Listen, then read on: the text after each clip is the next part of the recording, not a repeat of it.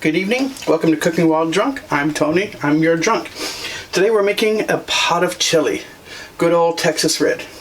Bean free. For you people who insist beans belong in chili. You can put chili in your beans, but if you put beans in chili, then you don't know chili. Well, I kind of ruined the joke, but anyways. I've got about 2.5 pounds here of some chuck. Actually, these are some steaks that I cut up. So, into my hot pot, I'm going to brown them in batches. Salt, pepper, give it a toss. So you're going to brown them in batches. You don't want them to overcrowd the pot a little bit.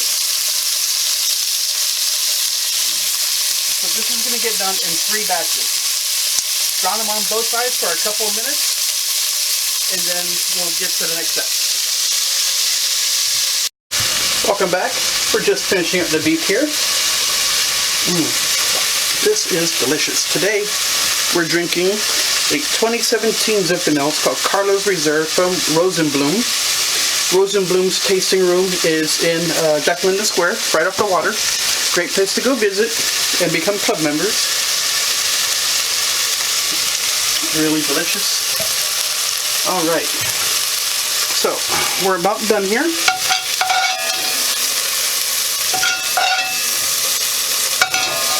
going to take out the meat and put it aside. I have here a pair of tongs and a paper towel. I'm going to turn the heat down a little bit. I'm just going to wipe out some of the excess fat. Blot it out. Alright, there we go. A little more oil. And then we're going to add 1 diced onion. We're going to saute this for a few minutes.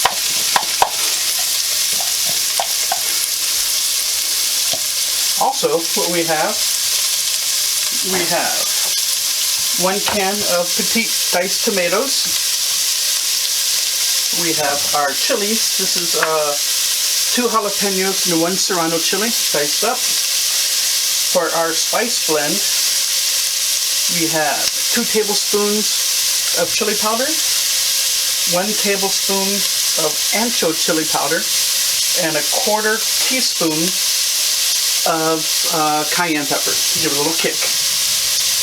Just in case, you know, the chilies don't quite get it done. Get the job done. So give this a stir. And I'm using my Lodge, I think this is a 6-quart Dutch oven, which I love. I got this for Christmas gift 1 year from my sister Lori.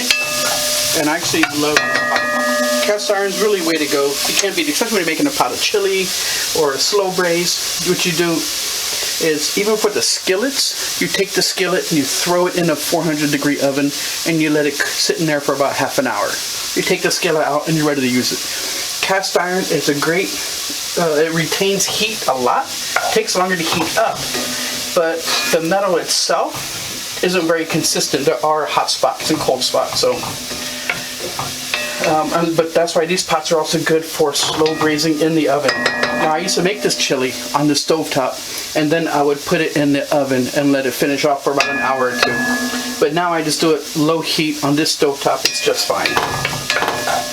You don't always have to do it in the oven. Some people like to do it that way. If you use a good choice cut of meat, I'm sorry, not a choice brand. If you use a good quality meat, one that has a lot of marbling and one that's already nice and tender, then you won't have to cook it as long as you think. If it's a tough piece of meat, like, let's say if you used London broil. London broil is very tough. You would have to cut it in smaller pieces, and you would have to cook it longer in the liquid, and eventually it will soften up. Onions are starting to look pretty good. Starting to smell great too. So I'm making a little well in the middle. So I'm going to bloom the spices. Anytime you cook with chilies, you can even, in the pan, you can toast them in a frying pan, not in a non-stick. in a cast iron or even a ceramic pan, and you toast the chilies over the flame so they help bloom the spice. Another way to do it is a little oil, and you toast them in the pot. So 2 tablespoons chili powder, 1 tablespoon ancho chili, and the cayenne pepper. Alright, give that a stir.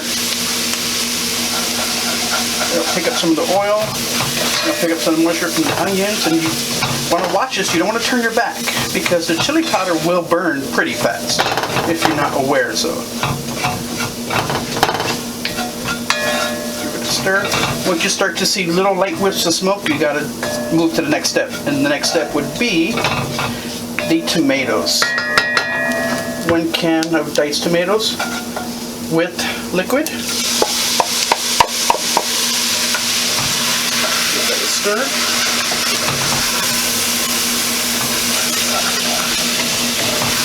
Here I'm going to add my diced chilies. Give that a stir. And we're going to season with a little bit of salt and pepper. Salt. A few grains of pepper.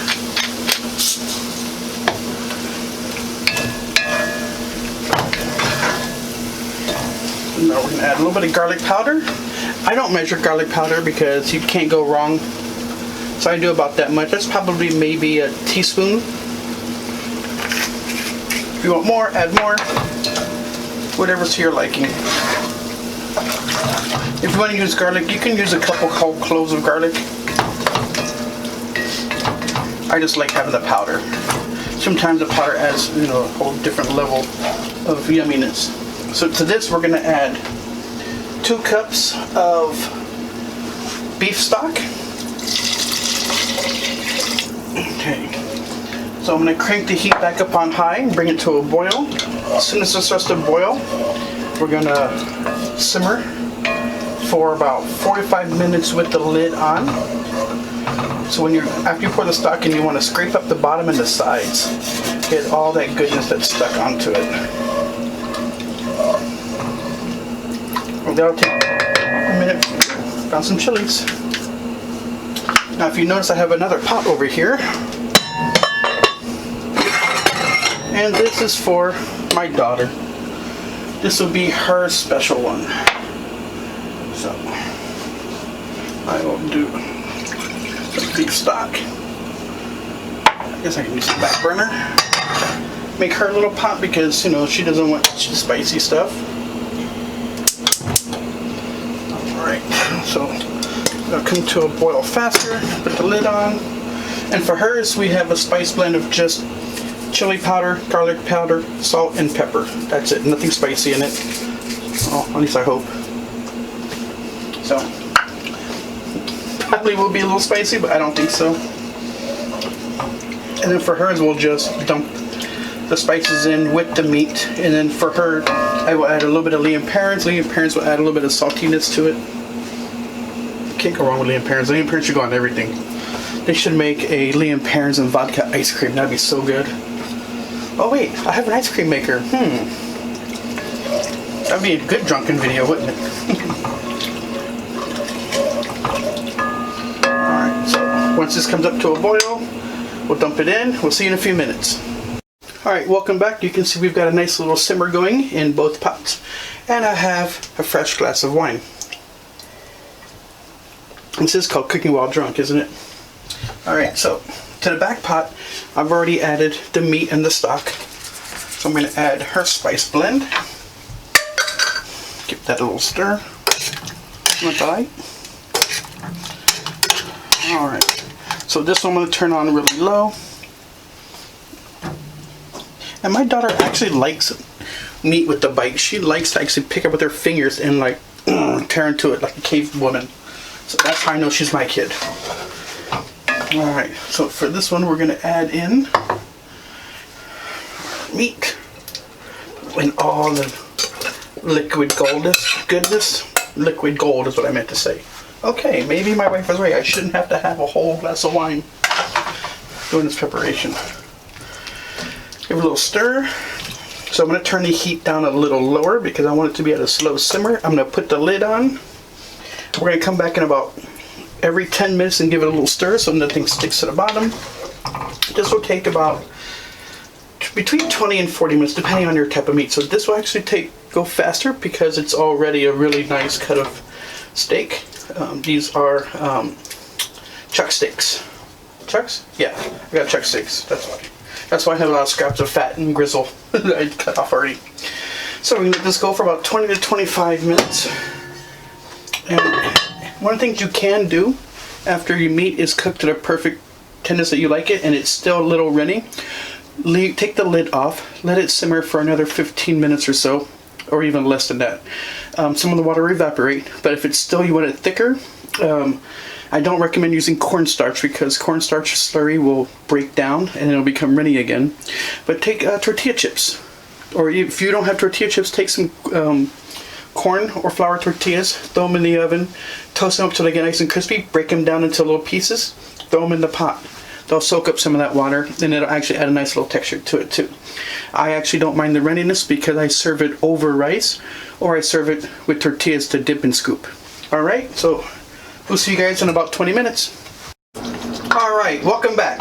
So, 45 minutes later and a half a bottle of wine. Carla's Reserve, or wait, what's it called? Carla's Reserve, I was right. So, I did about 20 minutes with the lid on and about 25 minutes with the lid off, so it thickened up really nicely. It is just fork tender. Oh, look at that, and just splits right away. Toppings, you name it, you can put it on it. So what I have here, I'm going to scoop out a little bit of a scoop here. I can actually kill the heat. Nice little heaping. The last pot of chili we made actually only lasted like a day and a half. It was that good.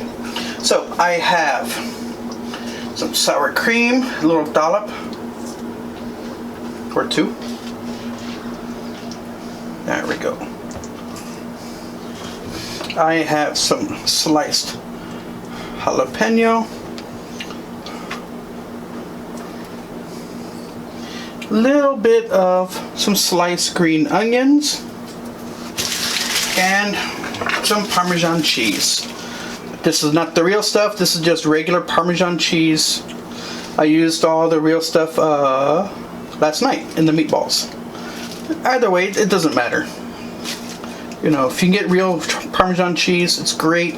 The American stuff is just as good. You know, look at that. Should we do one more slice? I can always buy more. There we go. And that is it. Serve with the spoon, and we're done. Once again, thank you guys for watching. Tonight we made a big old bowl of Texas Red chili, bean free. All right, let's get that right. Have a glass of wine. Have a great weekend. Good night.